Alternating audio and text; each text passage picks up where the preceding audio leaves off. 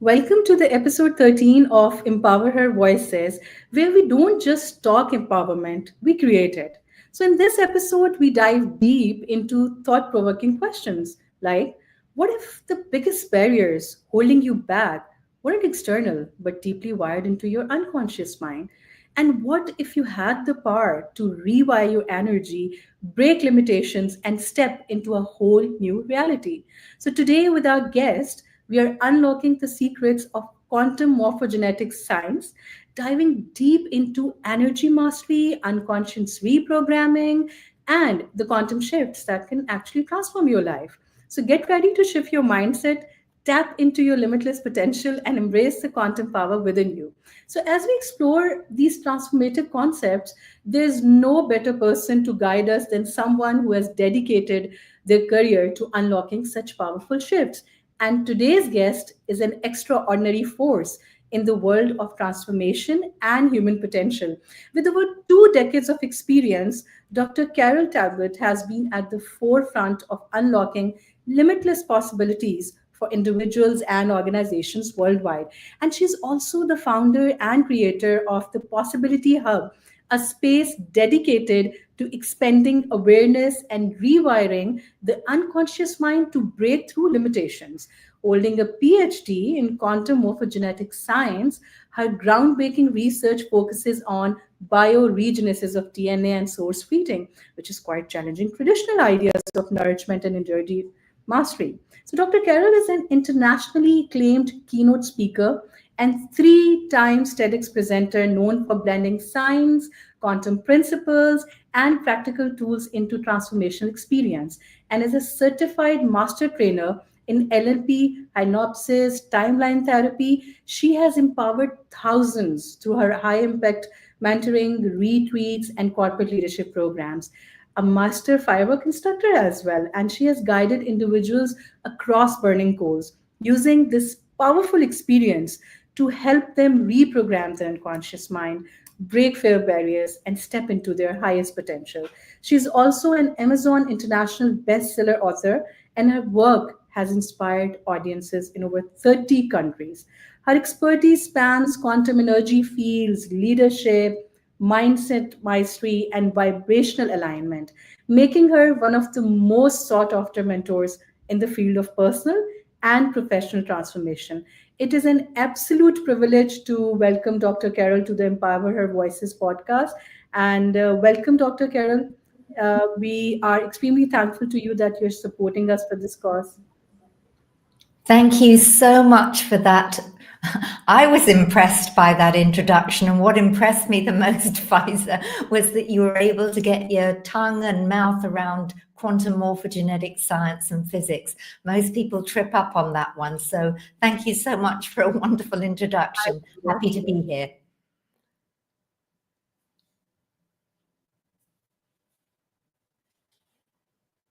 I have lost sound at the moment, so Sorry, I put it on mute.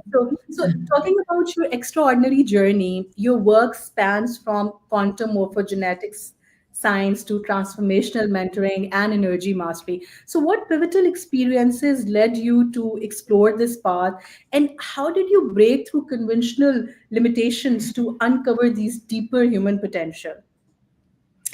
Okay, well, I'm very blessed, Pfizer, in that one of my passions, one of the things I so love is learning. I absolutely love coming across unusual information that's a little bit left of center. And this has been from an early age and probably encouraged by having parents, and particularly my mother, who in her day used to dash up to London, change her clothes and go and learn philosophy, the philosophies of Gurdjieff, Ouspensky, and things like that. She was never into traditional medicine or allopathic medicine. We always learnt more about homeopathy and Bach flower remedies. So even if I go back to my grandparents, those seeds were planted that there's something more. And I've also been very blessed to come across some very unusual teachers and mentors. So I used to be my friends used to laugh at me because I never really went on holiday. I'd be going off on another course, and I always spent a lot of money investing in myself. I never actually worked for a company that sent me on any training programs. So when you're investing in yourself, you always get a lot more than other people because it's your investment, it's your money, you want to get the most out of it. And also, when I moved into the field of learning and development and training, you're learning everything from many multi-levels. You're learning as another trainer and facilitator, how the trainer and facilitator on stage is doing, the information that's coming across, how other people are interacting with that information. So as I said, you're learning on multi-levels. And that hasn't stopped for me. I still love learning. I love coming across information that's different. So that means that when I enter the arena or a space, I'm usually a little bit different from what everybody else is doing. So for example, when I moved into the field of NLP, neuro-linguistic programming, I like to call that the user manual for your mind. Living in United Arab Emirates, I think there was only one or two other people at that time, this is over 20, 25 years ago, who were delivering those kind of programs, and there was nobody delivering them with the certification board that I was at the time. So we gained, and I gained, a very good reputation. Also for firewalking at that time, there certainly wasn't anybody else running firewalking events. So that's always been my desire, to be a little bit of a trailblazer, to allow that light bulb to go on and people to think a little bit differently and come across information that they may have not come across before.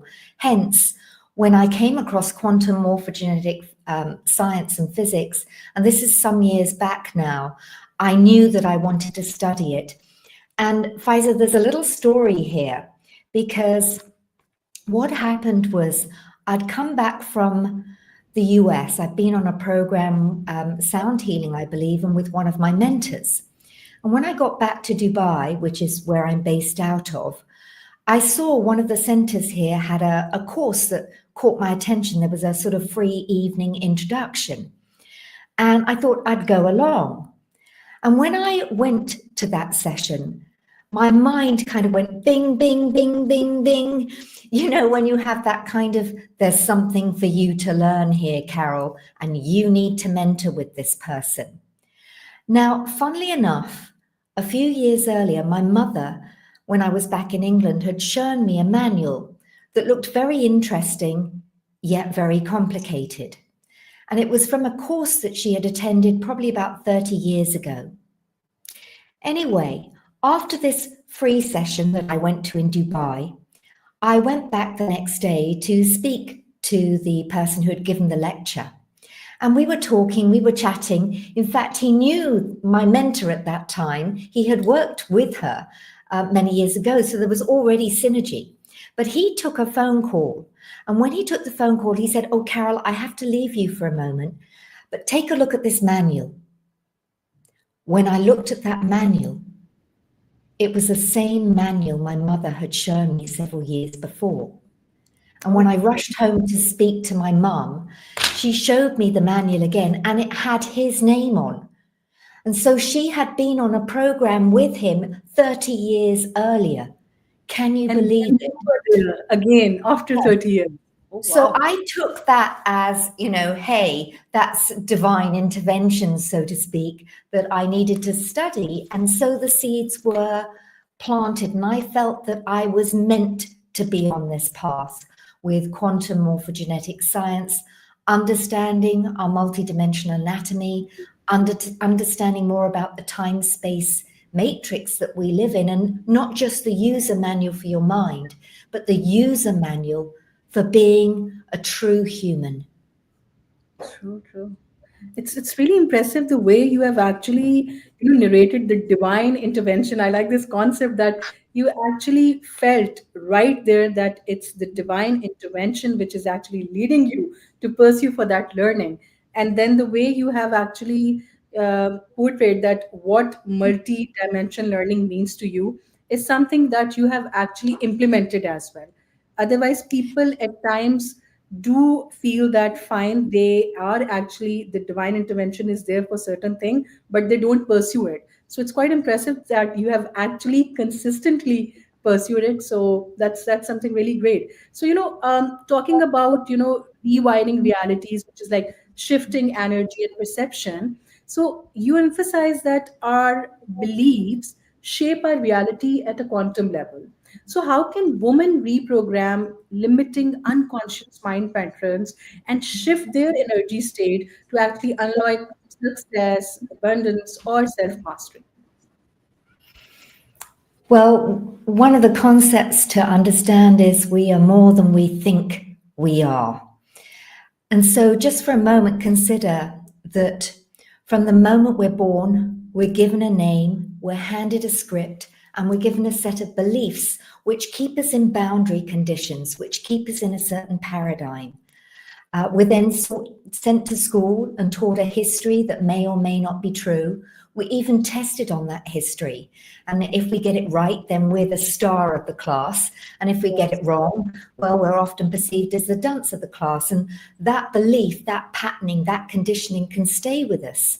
Now, as for accessing higher abilities, or what I like to call the superhuman abilities that are often displayed by the superhumans, the masters, the gurus, well, those sadly become relegated to science fiction, fantasy novels and movies.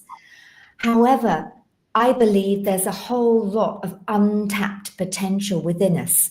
And that at the moment, really, what we're doing with that script of reality and that script of beliefs that we're given is, it's like operating from a set menu. And let's face it, when we go to our favorite place, you tend to order the same thing. And if on that menu there's the mystery dish of the day, we usually say, well, what's the mystery dish of the day? And they said, well, if we tell you, it wouldn't be a mystery. But we tend to go what's tried and tested, keeping within those boundary conditions. It's time to start questioning what we've been told and taught. And this brings in one of the areas that you mentioned in my introductions, that I'm a master firewalk instructor. And people often ask, why? Why? Do we need more firewalkers in the world? And the answer to that question is probably no. But what we do need is more people who can face their fears with courage and challenge what we've been taught and told. So when people walk across those burning hot coals, usually around 1700 degrees Fahrenheit, something that we've been taught and told is impossible. And when they walk across those coals completely unharmed, it begs the question, what else have I been taught and told that's not true? So it opens the door to new possibilities and opens the door to questioning reality rather than being in the boundary conditions or through the filters, like the glasses that we wear, of how we perceive reality. So you start to remember who you truly are rather than what you've been scripted and conditioned to believe. So it's always about that the realities or the perceptions that we have been told, we should actually question it and we should explore what we are, right? Because you have said at the start that we are more than what we think. And you're right, Yeah, we're always given certain patterns and certain perceptions and narratives, and then we are going within that. So is it like something related to that, we prefer to be in our comfort zone, and the moment we are stepping out of it, it's something that we are challenging, and then at times the people do confront those challenges, and at times they go three steps behind. look, comfort zone, fear, habits, routines, they play a large part of it. But the biggest barrier to change, Yeah. the biggest barrier to change, you may be surprised, is actually our very own conscious mind. Because the way the conscious mind is hardwired is it's constantly analyzing, criticizing, and judging everything that's going on around, from what I'm saying, from what people are wearing, from what the competitors are doing. It's judgmental and it's reactive. And here's the other thing, Faiza, is that if it's reactive, think of your conscious mind like a computer monitor and a keyboard. You key in information, it appears on the screen, and you respond and react to it. But here's the deal. If that screen and that keyboard are not linked to a hard drive, nothing appears on the screen. So the hard drive, in effect, is like the unconscious mind. Now, some people call it the subconscious mind. Because language is important here. There's always clues in our language. Sub gives the impression that it's less than. So I prefer to use the word unconscious mind. Now, your unconscious mind is essentially a recording and playback device that forms the habit mind, that forms our routines and habits. And here's the important thing. Over 95% of the time, you are running on programs and patterns stored at the unconscious level, which means even when you think you're consciously making a decision, you're not. And the other important thing here that actually comes from 15 years of research by a neuroscientist, the now that you're experiencing right now actually registered at the unconscious level at least half a second ago. And it may not seem like much. And what that means is when information comes to you, you respond and react based on the programs and patterns you've got stored. Okay. It's like just a reaction, a response. So unless, like a computer, you're going into the hard drive and adding new programs, if you haven't got Excel or PowerPoint or Word loaded, then you can't use them. And if you haven't got programs loaded for joy, abundance, success, fulfillment, then they cannot run, they can't operate. Yeah. Oh, so it's like, you've said that 90% of programming within us is actually is there from our unconscious mind, whatever we Over decided. 90, over 95%. And actually, that's being generous. That's being generous. That's for people like you and me who are a little bit more aware. The majority of people like that out there are operating from only 1% of conscious awareness in terms of how they respond and react. So in some ways, it makes you feel a little bit like a programmed robot unless you start becoming aware of who you truly are, the brilliance, the magnificence of who you are, which is the reason I said you are always more than you think you are. It's your thoughts that limit you. True. So, Dr. Carol, further taking this topic to the next level in terms of the understanding that we would like to have together with the audience, that your research delves a lot into DNA bioregenesis and energetic blueprints. So, how does this knowledge empower women to break free from generational imprints that you were just talking about in terms of the unconscious mind and societal conditioning? Because this is really crucial. And most primarily, self-doubt to step into their highest potential, because this societal conditioning and self-doubt, these two are the biggest hurdles. So how do we cater to these by keeping in view the patterns that is there in the quantum morphogenetic science? Okay, well, you've stressed the mass conditioning and programming. And as I said, from the moment we're born, we're sort of placed into a boundary condition. And it's a bit like having a glass of water. Until you release the glass, the water's always contained and you are always contained. So it really does take a little bit of a push and a stretch to start questioning your reality. And also remember that we continue to be conditioned and programmed through media, through television programming, listen to the language, through music, through what you read, through the news. So until you kind of disconnect, and this is when, it's many people are doing physical detox, but we also need a physical detox, an emotional detox, as well as a spiritual detox. There's a lot of misinformation out there. And as you become aware of more of who you really are, you start to become discerning, because truth doesn't lie. It's a frequency, and truth doesn't lie. Now, going back to what you said about DNA, of course, we can go into epigenetics as well, and that, if your cells are in an unhealthy environment, if you put your cells in a healthy environment, they will recover. But if you keep them in the same environment, i.e. your body, and start or continue eating all the toxic foods that we're given and all the additives in our food, then you are going to continue to get sick.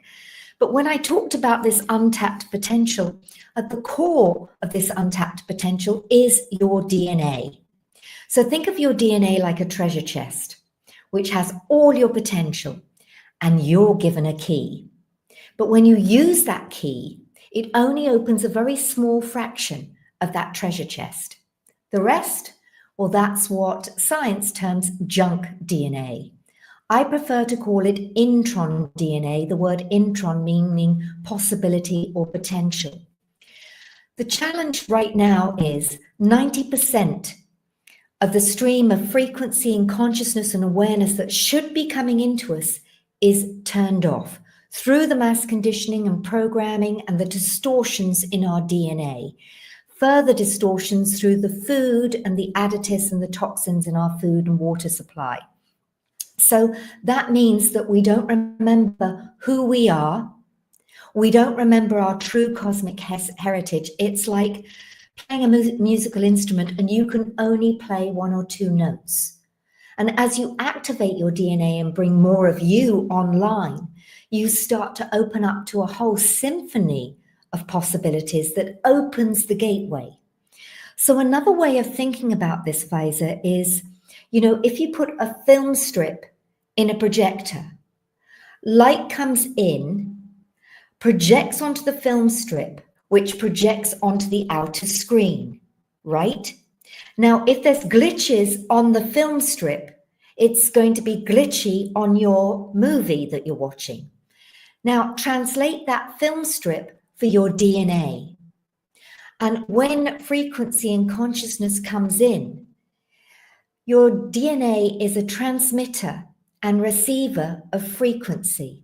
So as consciousness comes in, projects onto the DNA, if there's distortions in your DNA, and there are, then that's projected on your reality of life, which means that in your life, you do not see things as they really are. You see things as you've been taught to see them. You see things as you've been conditioned and programmed to experience and see them. And so this ends up being physical challenges, physical disease, emotional challenges, mental challenges, as well as spiritual challenges. So one of the key things here is to start cleaning up your DNA, which is one of the reasons that my thesis was on bioregenesis of the human DNA blueprint through source feeding. And source feeding is the breatharian path, finding a way to reimagine nourishment where you can start to nourish your cells in a way that allows for the DNA to repair. As your DNA repairs, you begin to remember who you are, you become more discerning, you become more creative, and you bring more of the true human online.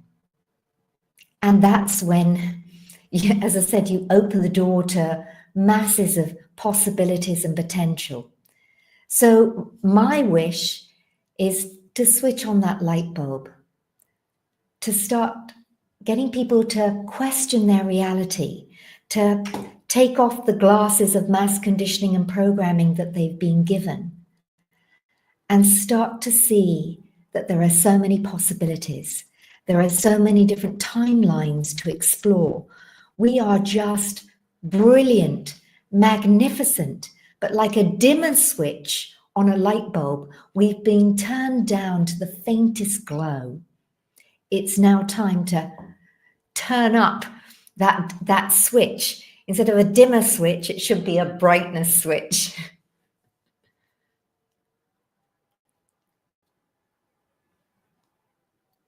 Oh, I've lost sound again.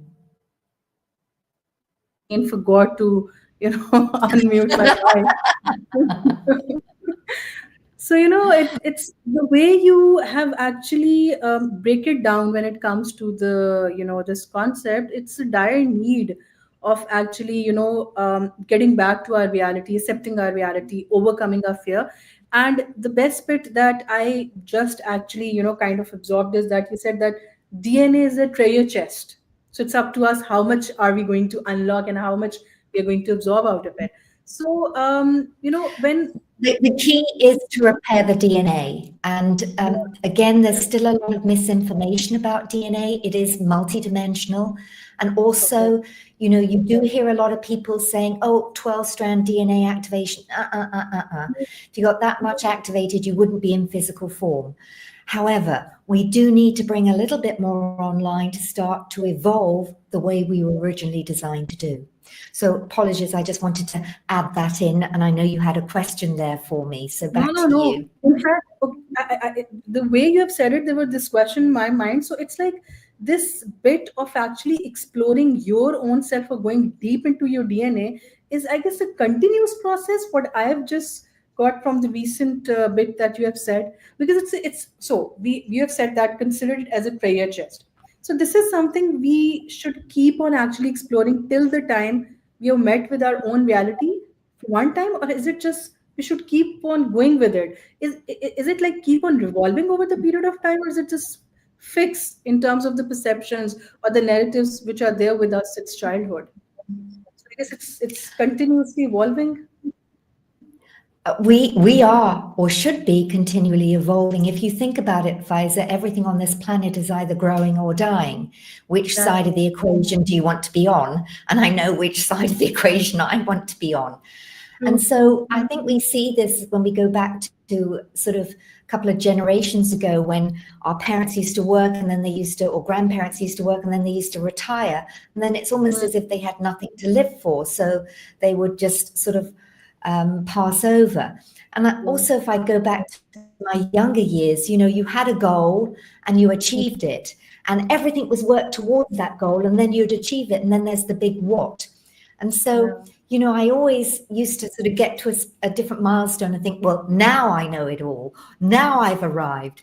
And you never do, because there's always more. There's And, always you know, and that's the beauty, isn't it, of always evolving and new message. And what you believed before may not be what you believe now. And there's a time, space, and place for everything. But one other thing here that I would say from a larger, probably more multidimensional and quantum perspective is, the concept of karma, in that, some people would say, well, why evolve? We die, and then if you believe in reincarnation, and a good percentage of the world population are in a religion that does believe in reincarnation in some form or other. But when you come back, if you choose to come back, if there is a choice, then down comes the veil of forgetting again, and you have to start all over again. And personally, I don't see that as evolution, because that's, to me, just being a hamster on a hamster wheel. And this is the reason that it's so important to begin to remember who you truly are beyond the physical form, from a much broader perspective. And our true path of evolution wasn't to be on a hamster wheel, to keep coming back again and again and again with the veil of forgetting. Yeah, it's more about like how deeply connected we are with our own self. So, Dr. Carol, you have guided people through extreme transformation experiences, like including fire walking you just talked about. So, what role does facing fear play in personal evolution, as we were just talking about evolution? And how can particularly women or young girls harness this mindset to break barriers in their life or leadership or entrepreneurship, or even when it comes to personal empowerment? So fear doesn't necessarily mean do not do it. It's Mm, about pushing your edges. So again, this goes back to the discernment of, trusting yourself and where mm, your own edge is. There's, yes, fire walking is sort of one way to overcome your fear. And also, this is also the beauty of having a mentor, finding somebody else who's done what you want to be able to do. In NLP, we call this modeling excellence. So if you want to be brilliant at something, you find somebody else who's doing it. And it's not just a study of what they do, it's also understanding how they do what they do, what beliefs they have, what values they have, what's their thinking process to create that result. So it's finding your edge and moving a little bit beyond that edge each time. And that's one of the reasons that I've taught firewalking for over 20 years. Some people say, oh, Carol, it's a very motivational event. But more importantly, to me, it gets people questioning those boundary conditions so that it can be more than they thought they could be. And to question, what if that's not true? What if I could heal myself? So we go to healing. I've got quite a lot of cats at the moment and a little kitten that I rescued. And she has very sharp claws. And I know if I get a scratch on my arm, I don't think twice about it, Pfizer, because I know that within days, my body has the intelligence to know what to do to heal that. So this is understanding the innate intelligence that is within you, and also surrounding yourself by supportive people who allow you to shine, to be at your best. That if you are going to do something that's a little bit different, and as I said, I'm a person who's loved pushing boundaries, then to make sure that you're also supported. I feel that's so important, not just to trust yourself. When in these events, I never force anybody to walk across those coals, ever. And I often think, for the few people who've been to the events and have chosen not to, I often think it's braver to say, no, it's not for me this time. But what I have observed over the years is when I run these events, there's a very in-your-face waiver that says, this is dangerous, you may be harmed, it's your responsibility. And often people come to me and say, Carol, I'm not signing that. And I always say, sign it, and you might change your mind. Or they come up to me and say, I'm just going to watch. And I say, that's absolutely fine. And still, take off your shoes. And I can honestly share with you that the majority of groups I've worked with, those people may not be the first ones to walk across those burning hot coals. And as they watch other people do it, it allows them to see what's possible.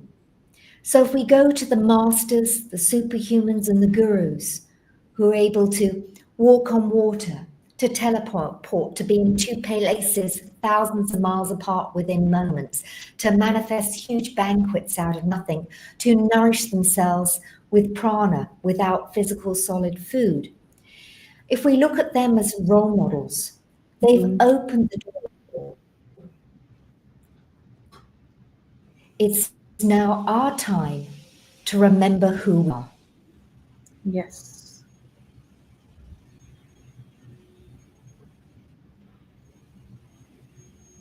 Yeah. Well, this is like something very important that when you talked about mentors, that we should actually surround ourselves with people who are supportive and who actually believes in the nourishment of, because you have used this term, I guess 5 to 10 minutes ago, emotional nourishment. So this is something really important for the soul as well. And I'm sure, being the expert, you are the best one to guide us the way you are doing right now. And mentors do play a really important role, and we should always reach out to people who are the expert in their fields, because they can guide us well and they can make us push the boundaries and come out of those comfort traps. So when it comes to energetic nourishment and future of well-being, your exploration of source feeding challenges everything we know about energy and sustenance. So how can, we integrate higher energetic awareness into our daily lives to enhance vitality, particularly resilience and mental clarity? I think the question to ask is what are you really hungry for? And many Yeah. people are hungry for love, success, or they eat when they're depressed. Again, there's huge conditioning and programming around food, in terms of it's given as a reward, it's withheld but punishment. There's certain celebrations where there's feasts and banquets. So there's a lot of conditioning around food. And the challenge is there's so many additives and toxins in our food. Also, everything is energy. Yeah. So the food that we eat also carries an energy signature from where it was grown, how it was grown, who handled it, and that blends with our cells and either hurts us or harms us. So, are there other ways to start nourishing ourselves which allow the cells to get the energy that they require? Because our cells do not directly absorb energy from the food that we eat. It has to go through a very complicated process to make ATP, adenosine triphosphate, which is the fuel of the cells. So, yes, there are other ways to nourish the cells of the body. Being out in sunlight. And again, that's the most obvious one. Most people know that when you're in sunlight, when you're out in the sun, that your body is able to convert that into vitamin D and K, which is good for bone density. My question is, if your body has the ability to make vitamin D and K from sunlight, what other minerals and vitamins can it create to nourish you? Here's the other thing to consider in terms of nourishment. Have you ever been with a group of friends and you've just found the conversation so nourishing in terms of it's exciting, it makes you think differently, or maybe you've read a book and as you read that book, you can't wait for the next page. Or you've listened to a song and it just, you think, I need to listen to that song again and again and again, because every time you hear that song, you need to move. So those are the areas that I want people to think about in terms of nourishing themselves. When you're out in nature and you breathe in pure fresh air, if you've come from the city, it's like, it's nourishing. If you have your yoga practice or pranayama, it's nourishing.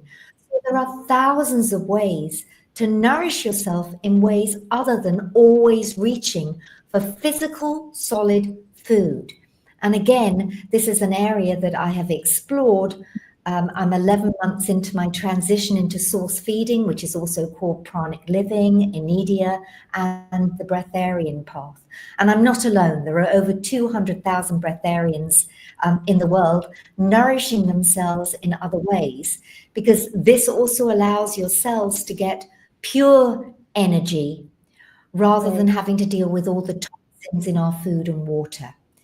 So in terms of nourishment, what brings you alive? What makes you laugh? What makes you, is it your friends? Is it being beach? Is it with music? Is it being alone? Is it within meditation? I actually have a free ebook that you might like to share. I'll send you a QR code that you may want to share on your social media. It's called Reimagining Nourishment, the Energetics of Nourishment. It's just a short book, but it'll give people some clues on other ways to start nourishing themselves and feeling complete and full and satisfied, other than relying on what's on your plate. Yeah, true. And nourishment, you are so right that at times there are people, for example, if it comes to me, I would love to read something, it will make me happy. And the other person feels like if he or she'll go out with friends, they'll be more happy. At times, people would like to sit alone just for having the me time to have their inner nourishment. So, yes, it is different for everyone depending upon their experiences. So you've just said that, energy is everything, right? And even if there are like high performing women out there and they are actually understanding the core concept of nourishment and they're doing it, but at times they do struggle with burnout and stress. And even if we talk about ourselves, the working woman as well as the women who are at home looking after the family, they do counter these things. So how can understanding like quantum energy fields and vibrational alignment can help us tap into a state of ease, flow, and when it comes to corporate world, the peak performance without exhaustion? Is there any like the way out to overcome this thing, or to actually bear it with kind of resilience? How to like go with this thing? Because this is something that most of the women have asked, that okay, we are dealing with this, so how can quantum energy fields can help us or navigate us through? Okay, well, everything is energy, from the chair we're sitting on to, the room, to the computer. It's all energy oscillating and vibrating at specific frequencies. But your thoughts, your emotions, your language are also energy, which means it's going out into the world. And all organisms read energy. It's just as human beings, we got a little bit lazy. Yet we all know when we walk into a room, some people will say, oh, it's got a lovely atmosphere here. Or you meet someone, you say, oh, get a bad vibe from that person. So we do read energy. Once you recognize that, you can also recognize your own energy. What are you projecting out into the world? Are you projecting an energy field that people want to be with you, or it's like, stay away? So let me give you two very quick ways to change your energy and to change your state that doesn't have to take a long time. People need to always say, I haven't got time to sit and meditate. I haven't got time to do a technique. But our energy and our way of feeling and being comes from our thoughts. And what you think impacts how you feel and impacts how you behave. So if you're focused on a bad experience you had in the day, or something went wrong and you feel bad about it, the only way that a negative emotion can keep continuing and that state can continue, because it shouldn't last more than 60 seconds at the max, is if you keep having the same image. And when we've had an argument or something's gone wrong, we play it again and again and again, like a record. So the quickest way to change your state, to change your energy, is to change the picture, the sounds and feelings in your head. So when we talk about the voice in our head, most of us have a voice inside our head that beats us up when we've done something bad, maybe your mother's voice, maybe your own voice. But do you know what, Faiza? You can change that voice. So if it needs to be your favorite Bollywood star or Hollywood star, imagine whether it's, Brad Pitt, Richard Gere, or anything like that, saying, you're a naughty girl. It just changes how you feel when you change the voice, or Mickey Mouse, or change the image. So it's a bit like, most people think about the food that they do find delicious would be, I call these strawberry moments. So if you have a strawberry dipped in chocolate, most people will go, oh, that's lovely. So for me, it's about creating your own strawberry moments. Times in your life when you felt absolutely brilliant, when you felt on top of the world, confident, powerful, stepping into who you really are. And literally taking a few moments to remember those strawberry moments, even have a list of the best times in your life. And so when you find that button is on repeat, or that voice is beating you up, you literally, and listen to our language, what do we say? Push that thought aside. Literally push that thought aside, push it away, and bring in a better new image and thought, a strawberry moment, a time in your life when you felt absolutely brilliant. The second way, so change the thoughts in your head. When you change the thoughts, it changes how you feel, changes the results that you get. But the second way is, as I said, most of us, in terms of energy, particularly in this day and age, we're very static. We're sitting or hunched over a desk all day, or looking at a computer screen. Your physiology impacts how you feel. And this is so simple, Faiza. How do you know when somebody's depressed?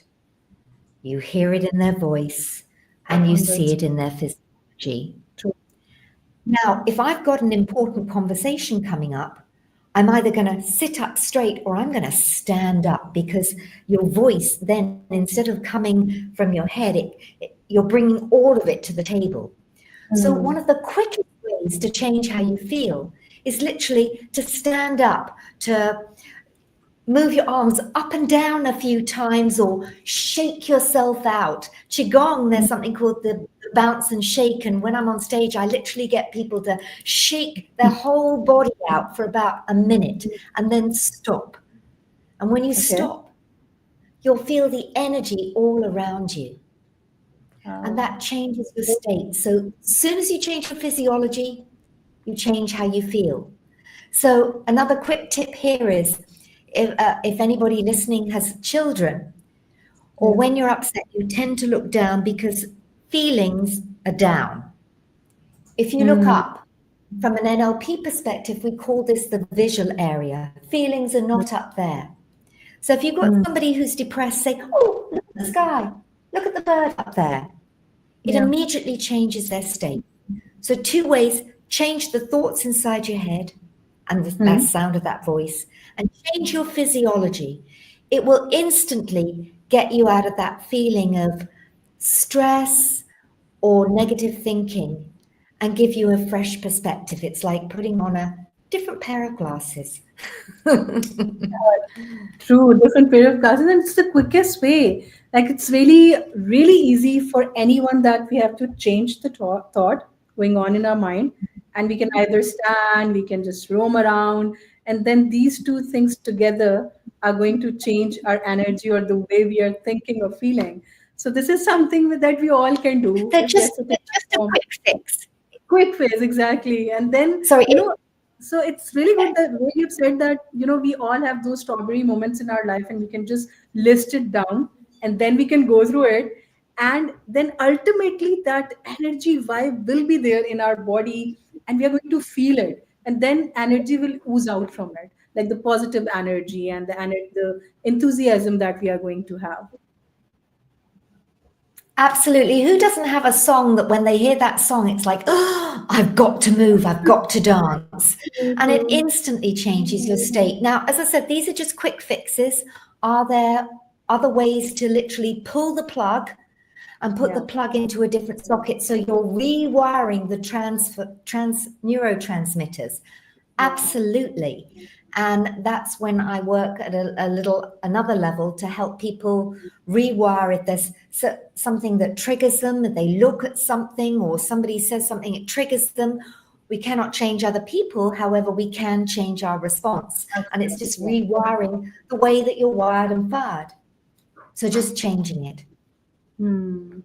True, true. What an incredible conversation today with Dr. Carol Talbot, and her insights into rewiring the unconscious mind, breaking through limitations, and stepping into our full potential have truly been enlightening. So, from shifting energy and perception to mastering the flow state, this discussion has actually given us powerful tools to rethink, and the way that doctor said, that rewire, you have to change the perceptions, you have to push yourself, and this is how we approach personal and professional growth. So Dr. Carol, thank you for sharing your wisdom, experiences, and transformative knowledge with us today.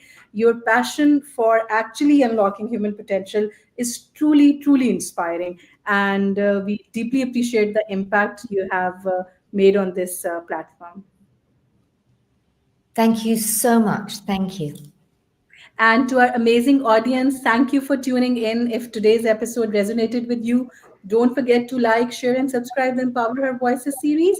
And let's keep these conversations going and continue empowering women globally. Until next time, stay empowered, stay limitless, and remember, you have the power to shape your reality.